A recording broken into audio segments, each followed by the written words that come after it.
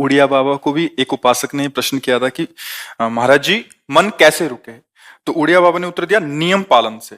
यदि हम नियम पर दृढ़ रहें तो मन हमारा क्या कर सकता है। नियम तो परमात्मा देखता है, हम लोग नियम पर दृढ़ नहीं रहते, इसी से हमारे देश की दुर्दशा है। संध्या वंदन तक का नियम जाता रहा है, भजन करने के लिए नियम की बड़ी आवश्यकता। हाँ, बड़े नियम की आवश्यकता है। तो जैसे प्रातः काल से सायंकाल तक की हर व्यक्ति की अपनी एक दिनचर्या होनी चाहिए। ऐसा नहीं कि आज हम 4 बजे उठे, कल 7 बजे उठे, पर फिर मन को आप कंट्रोल नहीं कर पाएंगे। मन के लिए एक दिनचर्या होनी चाहिए कि हमको 10 बजे सोना है, 4 बजे उठ जाना है, तो फिर 4 से 4:15 नहीं होना चाहिए, 4 बजे उठ जाना, ऐसा नियम बना ले। और उठ करके हमको थोड़ी देर नाम जप करना है, थोड़ी देर हमें वाणी जी का गायन करना है, थोड़ी देर हमें ध्यान, एक अपनी दिनचर्या। फिर हम अपने संसार के कार्य के नियम, जो संसार के कार्य हैं, उनको भी करते हुए भगवान को समर्पित करें। जैसे जो पद में है, जो आपको राष्ट्र सेवा मिली है, जो आपको समाज सेवा के पद मिले हैं, या आपको जो घर की सेवा के कार्य मिले हैं, उनमें बहुत धर्म पूर्वक आचरण होना चाहिए। अगर आप अधर्म आचरण करते हैं, अपने पद का दुरुपयोग करते हैं, तो आप सुबह जग करके थोड़ा माला चला लीजिए, फिर भी आपका कल्याण नहीं होगा, क्योंकि आप अपने पद का, अपने सेवा का दुरुपयोग कर रहे हैं। जैसे हम जानते हैं कि अधर्माचरण है, ये अधर्मी है, हमें पता है दोषी है, और वो हमको कुछ धन दे देता है, और हम उसको मुक्त करवाने की बात सोचते हैं, और जो निर्दोष है उसको फंसा देते हैं। अब तुम चाहे जितना माला चलाने की कोशिश करो या दान पुण्य करो, वो तुम्हारा अधर्म आचरण, वो अधर्म का धन तुम्हें सतमार्ग में नहीं जाने देगा। नियम लेना चाहिए कि जिस पद में है, जिस धर्म में है, जिस कर्तव्य में है, चाहे कुछ भी हो जाए, हम अपने कर्तव्य से विमुख नहीं होंगे। जितना जप महान है, उतने कर्तव्य महान है। दोनों बातें समझना है। माला फेरा और इसके बाद बेईमानी, अधर्माचरण, इनका कोई नियम नहीं है कि हमें कैसे चलना है, तो वो माला काम नहीं कर पाएगा, क्योंकि उसका तभी सत्य भाव माना जाएगा माला जपला जब धर्माचरण है। धर्माचरण नियम से। बोले वो बड़े कट्टर नियम वाले हैं, उनको घूस नहीं, आप उनको भयभीत करके नहीं काम करवा सकते, प्रलोभन में काम नहीं करा सकते। ये हमारी गृहस्थी है ना, तो गृहस्थी के पालन के लिए धन चाहिए, और धन के लिए हम धर्म को आगे रखें, धन को नहीं। धर्म को, हमारा कर्तव्य क्या, प्रायः जैसे पूज्य बाबा ने कहा, आज हमारे देश में बहुत दुर्दशा हो रही है। दुर्दशा हो रही, क्यों? क्योंकि सब अपनी जगह से गलत हो रहे हैं। अगर अपनी जगह हम ठीक रहे तो हमारी दुर्दशा नहीं होगी। हमारा भजन कम होगा, लेकिन हम धर्म से चल रहे हैं तो हम विजयी होंगे। हम भगवान को प्रसन्न कर सकते हैं, क्योंकि हमें जो कार्य मिला है वो भगवान का ही कार्य, सृष्टि भगवान का कार्य।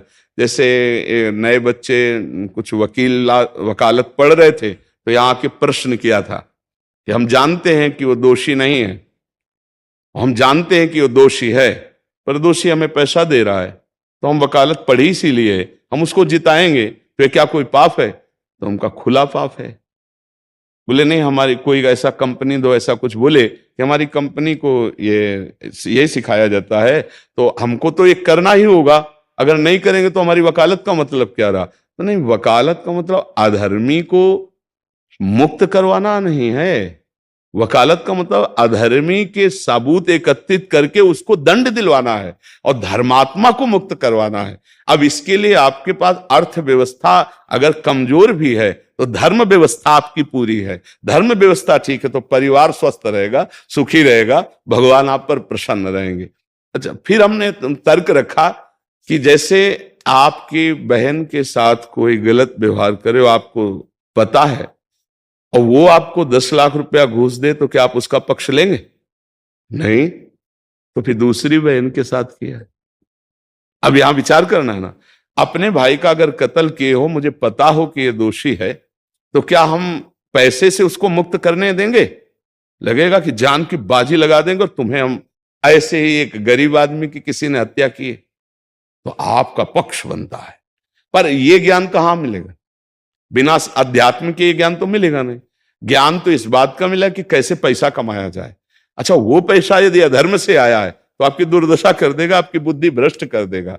तो जो बाबा कह रहे हैं कि आज हमारे समाज की बड़ी दुर्दशा हो रही, उसका कारण यही है कि हमें अध्यात्म का ज्ञान नहीं, हमें धर्म का ज्ञान नहीं, और बड़ी बड़ी गलतियां हो जाती है। बिल्कुल पता है आदमी निर्दोष है और हम धन के प्रभाव से उसको दंड दे देते हैं। वो दंडा भगवान जब आपको पलट कर देंगे तो आप सह नहीं पाओगे, उसका परिणाम बहुत बुरा होता है। तो इसलिए समाज को चाहिए अपने अपने कर्तव्य का पालन करते हुए एक नियमावली बना ले। जैसे कुछ दुकानों का नियम होता है कि वहां फिक्स रेट होता है, नहीं होता?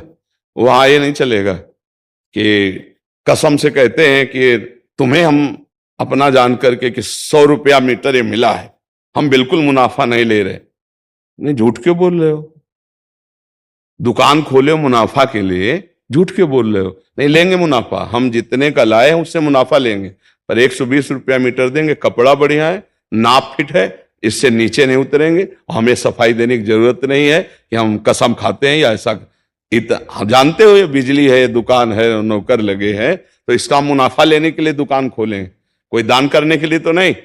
तो सबको पता है मुनाफा लेगा, लेकिन एक फिक्स दाम, उसे 10-20 रुपया का मुनाफा लेकर के हम उसको बेच रहे हैं। लेकिन झूठ क्यों बोले? बोले झूठ के बिना धंधा नहीं चलता। नहीं, ऐसा नहीं है। अब असत्य बोलोगे तो उससे जो आपको मुनाफा मिलेगा वो आपकी बुद्धि भ्रष्ट करेगा, और सत्य है कि मुनाफा के लिए है वही चीज, और आप एक फिक्स रेट में दे रहे, बढ़िया है। अब अगर आप कोई मिलावट करके भोजन सामग्री दे रहे, आपको पता है, तो जो खाने वाले के हृदय में बैठे हुए भगवान है वो तुम्हारे जीवन में मिलावट कर देंगे, तुम्हारा जीवन महान दुखमय हो जाएगा। ये कहां समझा जाता है? एक आदमी सिंथेटिक दूध बना रहा है, उससे कहो ये अपने बच्चे को पिला, नहीं पिलाएगा। फिर ये दूसरे का बच्चा जब पिएगा तो उसकी हालत क्या होगी? दूसरे शरीर में जाएगा तो हालत क्या होगी? वो केवल धन की बुद्धि रख रहा है। एक आदमी घी में केमिकल मिला रहा है, एक ऐसे अभक्ष्य पदार्थ मिला है, वो स्वयं नहीं खाएगा, लेकिन वो होटलों में भेजा जाएगा, हजारों लाखों लोग खाएंगे, बीमारी बढ़ेगी, उसको रुपया से मतलब है। ये चीज, ये दुर्दशा हर जगह धर्म का ज्ञान न होने के कारण फैल रही, नहीं फैल रही। एक मरीज बीमार है, असली दवाओं में पैसे ज्यादा है, नकली दवा लेकर के असली के दाम में बेच देना, उसको बिल्कुल फायदा ना होना। लेकिन परमात्मा देख रहा है, तुम जानते हो नकली दवा है, वो तो नहीं जानता बेचारा, ज्यादा पढ़े लिखे नहीं, किसान आदमी गांव का आया है, तुमने दे दिया और उसने पैसा दिया असली के। अब वो पैसा तुम्हारी बुद्धि भ्रष्ट करेगा, तुम्हारे परिवार में कलह पैदा करेगा और तुम्हारा पतन कर देगा। ऐसे हर डिपार्टमेंट में, हर विषय में यदि हम अपने धर्म से चले, अपने सत्य से चले और थोड़ा भी भजन होगा, वो आपको उत्तम गति प्रदान करेगा। पर ऐसा कहां समझ में आ रहा? अध्यात्म के बिना भला ऐसा समझ में आएगा? तो इसीलिए कह रहे हैं हमारे देश की दुर्दशा हो रही। पूर्वजों में पहले यह था कि हमारा धर्म नहीं जाना चाहिए चाहे प्राण चले जाएं, हमारा चरित्र नहीं जाना चाहिए चाहे सर्वस्व नष्ट हो जाए।